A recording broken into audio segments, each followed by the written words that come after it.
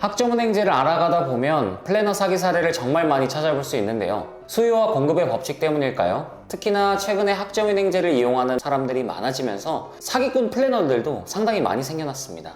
심지어 수백만 원 단위의 손해가 발생해서 법적 공방을 다투는 경우도 있는데요. 따라서 학점은행제를 시작하시는 분들은 특히나 플래너 선택에 있어 정말 신중하셔야 합니다. 그래서 오늘 제가 학점은행제 플래너 피해 사례 3가지를 소개해드리고 이런 피해들을 대비하는 방법에 대해서 알려드리겠습니다. 영상을 끝까지 보시면 앞으로 플래너를 잘못 만나서 손해를 보는 일은 전혀 없을 거라고 장담합니다. 바로 시작하겠습니다. 첫째, 잘못된 플랜 설계로 학습자의 목표 달성을 실패시키고 잠수탄 경우입니다. 학점은행제는 특유의 복잡한 행정 절차와 목적마다 학점이 다르게 필요하기 때문에 플랜 설계가 까다롭습니다. 그래서 플래너라는 학점은행제 전문가와 함께 진행을 하는 분들이 대다수인데요. 그런데 만약 플래너의 실수로 계획했던 학점만큼 이수하지 못했다면? 예를 들어 A 학생이 대학교 편입 자격을 갖추기 위해서 플래너와 함께 진행했다고 가정해 봅시다. 그래서 플래너가 안내해준 대로 2학기 동안 학점은행제를 진행하면서 1년간 주경야독 공부해서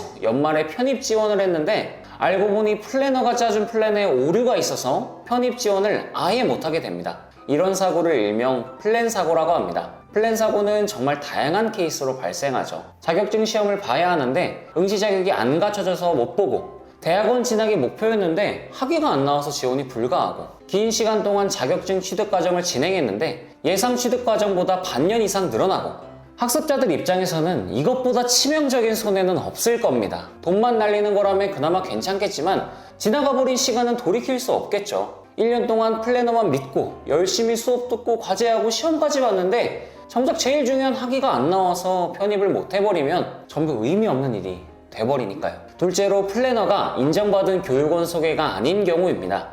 여러분들이 학점은행제 플래너를 찾아보시면 아마 정식인가 교육원 소속, 경력 3년 이상, 학점은행제 플래너 퇴사자 등 수많은 광고를 찾아보실 수 있으실 텐데 사실 전부 의미가 없습니다. 왜냐하면 학점은행제 플래너가 있는 교육원은 모두 교육원으로부터 정식 인가를 받은 교육원이거든요.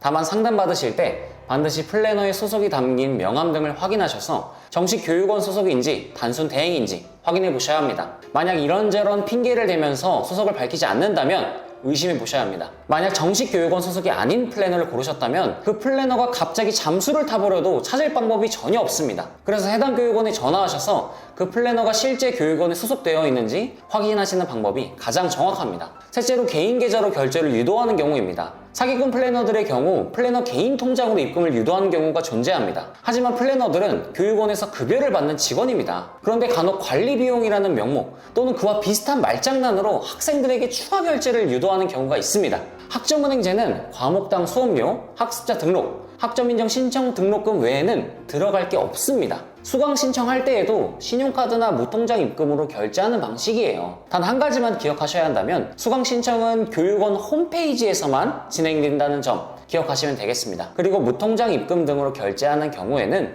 꼭 입금자명을 확인하세요.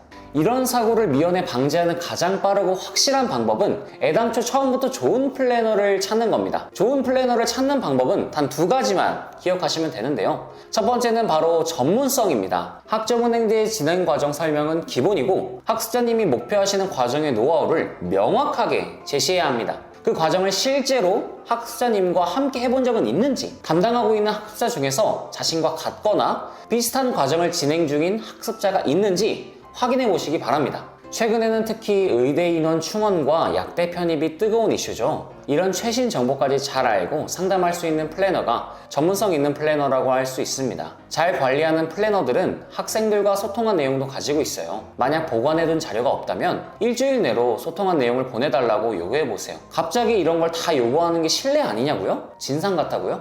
절대 그렇지 않습니다.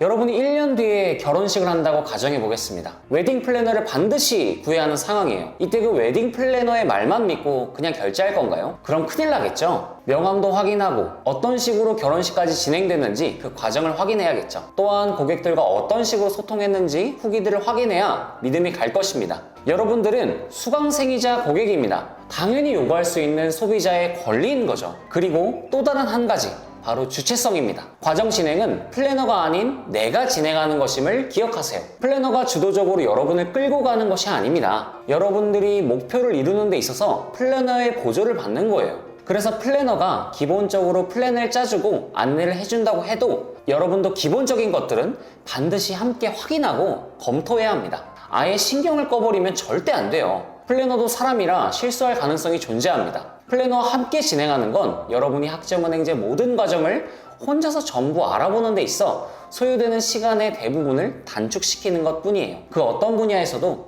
100% 완벽한 전문가는 없습니다. 결국 사람이니까요. 따라서 플래너에게 모든 걸 전가하지 마시고 여러분도 기본적인 것들은 꼭 함께 확인하시길 바랍니다. 여기까지 학점은행제 사기 피해 사례와 좋은 플래너 찾는 방법을 정리해드렸습니다. 학점은행제는 너무나 좋은 제도이지만 고졸이라면 누구나 시작할 수 있다는 접근성과 쏟아지는 플래너들로 인해 피해 사례가 많습니다. 다만 확실한 목적과 방향성, 효율성만 제대로 잡고 좋은 플래너만 찾는다면 여전히 메리트 있는 제도입니다. 영상을 보고도 궁금하신 점이 있으신 분들은 아래의 링크로 문의 주시길 바라겠습니다. 지금까지 학점의 정석이었습니다. 감사합니다.